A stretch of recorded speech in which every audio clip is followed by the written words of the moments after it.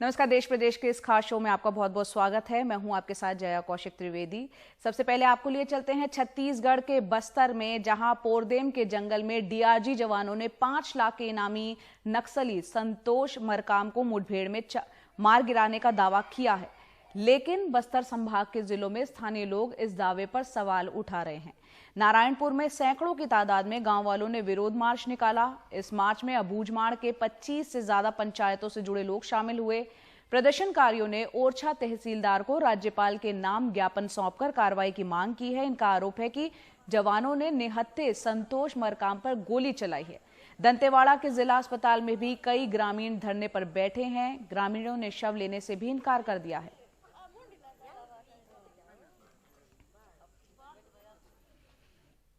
और अब बात करते हैं उत्तर प्रदेश की, जहां योगी सरकार अब लखनऊ में अपना अंबेडकर स्मारक बनवाएगी। इस स्मारक का शिलान्यास राष्ट्रपति रामनाथ कोविंद ने किया। इसके पहले मायावती ने पहले लखनऊ में अंबेडकर स्मारक बनाया है। मायावती ने इस पर फौरन ट्वीट कर कहा कि पूरा वक्त दलितों का उत्पीड़न करने वाली बीजेपी सरकार चुनाव के वक्त नाटकबाजी कर रही है। देखते हैं कमाल खान की रिपोर्ट।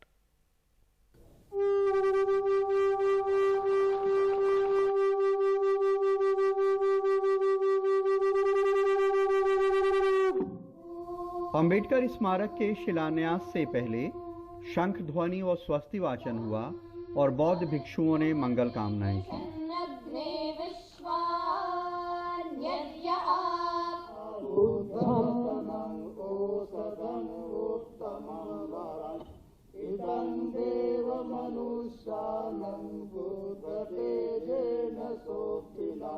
फिर राष्ट्रपति ने बटन दबाकर अंबेडकर स्मारक का शिलान्यास किया।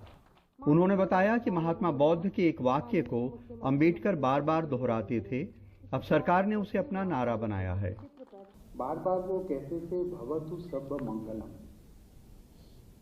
ये शब्द भगवान बुद्ध के थे, उसको बाबा साहब बार बार दोहराते थे। इसका मैं उल्लेख कर रहा हूँ कि मुझे खुशी है कि वर्तमान सरकार भवतु सब्ब मंगलम का जो मूल पाठ है, मूल उद्देश्य है, उसको साकार कर रहे हैं।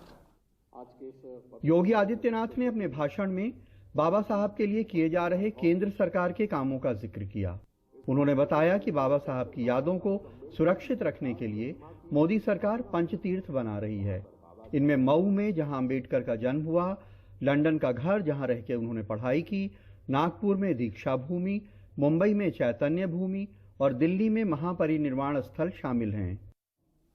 ये पंचतीर्थ बाबा साहब भीमराव अम्बेडकर की स्मृतियों के साथ साथ भारत की उस आवाज को वैश्विक स्तर तक पहुंचाने का भी एक माध्यम है, जो विश्व मानवता को सदैव वंचितों, दलितों, उपेक्षितों की आवाज के रूप में बाबा साहब भीमराव अम्बेडकर का एक नया संबल सदैव प्रदान करेगा। अगले साल के शुरू में यूपी में चुनाव हैं, जिनमें 21% दलित वोटों के लिए लड़ाई है। 2014 में मोदी की आमद के बाद से बीजेपी गैर जाटव दलित वोटों में सेंध लगाने की कोशिश कर रही है। इनमें वो कामयाब भी हुई है। 2007 के विधानसभा चुनाव में यूपी विधानसभा में 89 सुरक्षित सीटें थीं। इनमें 63 सीटें बीएसपी ने जीती थीं। लेकिन 2017 के विधानसभा चुनाव में यूपी विधानसभा में 86 सुरक्षित सीटें थीं। इनमें बीएसपी ने 2 जीती और 68 बीजेपी ने। मायावती के बनाए स्मारकों ने लखनऊ की स्काईलाइन बदल दी है। इनमें सबसे महत्वपूर्ण अंबेडकर की याद में बनाया गया अंबेडकर स्मारक है, जिसे उन्होंने अपने हर कार्यकाल में बनाया है। बीजेपी की अंबेडकर स्मारक बनाने की घोषणा से नाराज मायावती ने आज 4 ट्वीट किए, जिनमें लिखा कि अंबेडकर के करोड़ों अनुयायियों का पूरे वक्त उत्पीड़न करने वाली बीजेपी अब अंबेडकर स्मारक का शिलान्यास कर रही है। ये नाटकबाजी नहीं तो क्या है। बीएसपी बाबा साहब के नाम पर कोई केंद्र बनाने के खिलाफ नहीं है, लेकिन चुनावी स्वार्थ के लिए ये करना घोर छलावा है। ऐसे नाटक करने और दलितों का हक मारकर उन पे अत्याचार के मामले में बीजेपी, सपा और कांग्रेस एक ही थैली के चट्टे बट्टे हैं। इसीलिए दलितों, पिछड़ों के लिए आरक्षित लाखों पद खाली पड़े हैं और दलित महापुरुषों के हमारे बनाए भव्य स्मारक बुरी हालत में हैं। इस चुनाव में राजनीतिक दलों का बहुत कुछ दांव पे लगा हुआ है। एक एक वोट के लिए संघर्ष है। जाहिर है ऐसे में मायावती ये नहीं चाहती हैं कि दलितों में ये संदेश जाए कि उनके अलावा कोई पार्टी दलितों की हितैषी है। लखनऊ में कैमरामैन राजेश गुप्ता के साथ कमाल Khan, NDTV India. Bhopal gas त्रासदी के कई परिवारों ने उसको उजाड़ दिया है। सालों बाद जो है सरकार ने गैस त्रासदी में विधवा हुई महिलाओं की पेंशन छीन ली। पेट भरने के लिए इनमें से कई बुजुर्ग औरतें भीख मांगने पर मजबूर हैं। सरकार ने कई बार आश्वासन दिया लेकिन पूरा नहीं किया। दिसंबर 2019 से पेंशन बंद है। कांग्रेस की सरकार ने बंद की तो बीजेपी ने शुरू करने का आश्वासन दिया, लेकिन हर स्तर पर आवेदन के बावजूद कोई सुनवाई नहीं हो रही। देखते हैं अनुराग द्वारी की रिपोर्ट। गैस पीड़ित महिलाओं को भारतीय जनता पार्टी की सरकार के समय पेंशन मिलती थी, पर कमलनाथ जी की सरकार ने आकर उस पेंशन को रोक दिया। ये पूरा प्रकरण हम दिखवा रहे हैं और हम कोशिश करेंगे कि ये पेंशन फिर से शुरू हो। देखिए, हमारी सरकार ने कल्याणी बहनों को, जो विधवा बहनें हैं गैस कांड की, उनको 1000 रुपये पेंशन शुरू की थी, पर कांग्रेस ने उस पर, जो 15 महीने की सरकार थी, उन्होंने उस पर रोक लगाई और केंद्र सरकार से उसका कोई कम्युनिकेशन स्थापित नहीं किया। देखिए, सबसे महत्वपूर्ण बात है, अभी तक तो केंद्र सरकार के पैसे से बजट में मिलती थी पेंशन, पर माननीय मुख्यमंत्री जी की सहृदयता है, संवेदनशीलता है कि स्टेट बजट से हम अब ये प्रावधान कर रहे हैं। 18 महीने में मंत्री जी ने 3 बार हमारे कैमरे पर गैस पीड़ित विधवाओं की पेंशन शुरू करने का वायदा किया। कांग्रेस को जमकर कोसा, लेकिन पेंशन अब तक शुरू नहीं हुई।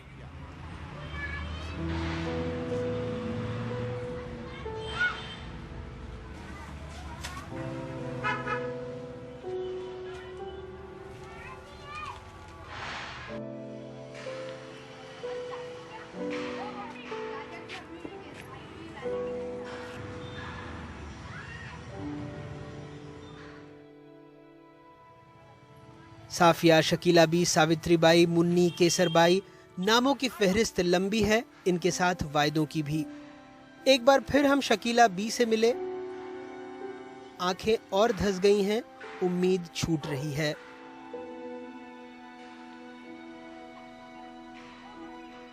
हमारे को 2 साल हो गए, अभी तक पैसे नहीं मिले हमारे को। कहते हैं नहीं आया पैसे, बंद हो गया और कोई सहायता नहीं है। जाते हैं तो भगा देते हैं। झूठ बोल रही है सरकार, उनका पेट भरा, रोड बना दिया, ये फुहारे लगा दिया, पर गरीब के आगे कोई पैसा नहीं आ रहा है।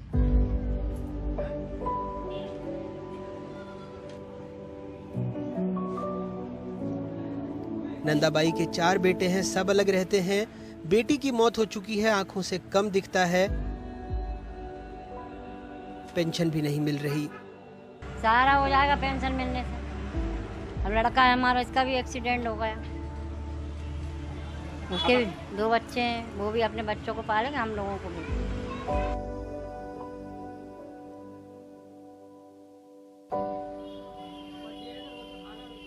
2010 में केंद्र में मंत्री स्तरीय समिति की सिफारिशों पर भोपाल गैस त्रासदी राहत एवं पुनर्वास विभाग ने गैस पीड़ित विधवाओं को पेंशन देने का फैसला किया था। भोपाल गैस त्रासदी में 5000 से अधिक महिलाएं विधवा हुईं। अब कई पीड़ित 75 से 80 साल की हो चुकी हैं। 350 विधवा महिलाओं की मौत हो चुकी है। 1000 रुपये हर महीने इन्हें पेंशन मिलती है। 2011 से इन्हें ये पेंशन दी जा रही है। पहले 750 रुपये पेंशन मिलती थी। केंद्र सरकार ने इसके लिए जिला कलेक्टर को 30 करोड़ रुपए दिए थे। पेंशन की राशि का 75% केंद्र देता था, 25% राज्य सरकार। अप्रैल 2016 से नवंबर 2017 में भी बिना कारण पेंशन रोकी गई थी। दिसंबर 2017 में इसे फिर से शुरू किया गया। दिसंबर 2019 में कमलनाथ सरकार ने इसे रोक दिया। दिसंबर 2020 में ये घोषणा की कि सभी गैस पीड़ितों को पेंशन दी जाएगी। विभाग के पास पैसे की कोई कमी नहीं है।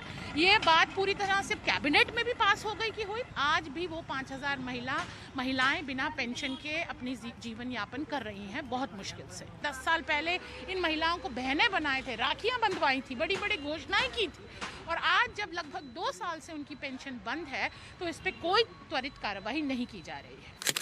गैस राहत मंत्री फिर कांग्रेस को कोस रहे हैं।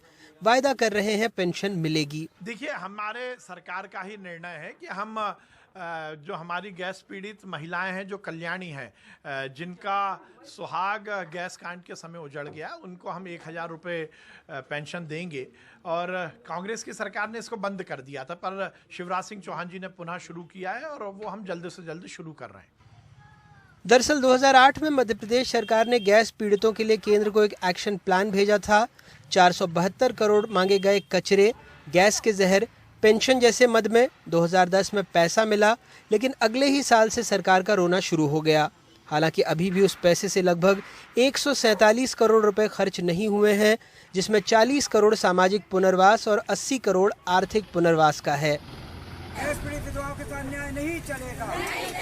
सरकार वैसे भी विधवाओं की संख्या 5000 पर रोक चुकी है, जबकि असली संख्या इससे कहीं ज्यादा है।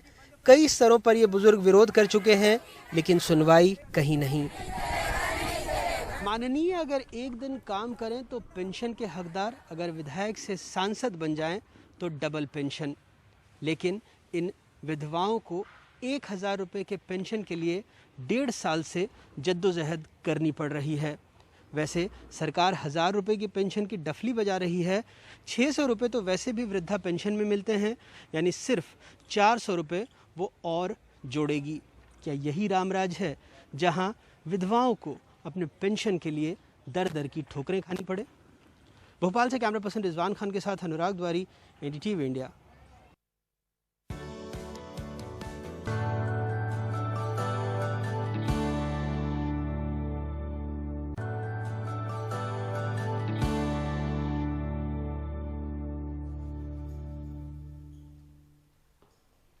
ब्रेक के बाद आपका स्वागत है। फर्जी एम्बुलेंस मामले में आरोपी बाहुबली विधायक मुख्तार अंसारी वर्चुअल मीडिया के जरिए बाराबंकी CJM कोर्ट में पेश हुए। मुख्तार अंसारी ने कोर्ट से कहा कि डॉक्टरों की सलाह के मद्देनजर उन्हें जेल में फिजियोथेरेपी की सुविधा मुहैया करवाई जाए। साथ ही बाकी कैदियों की तरह मनोरंजन के लिए टेलीविजन की सुविधा की भी उन्होंने मांग रखी। मामले की अगली सुनवाई अब 5 जुलाई को है।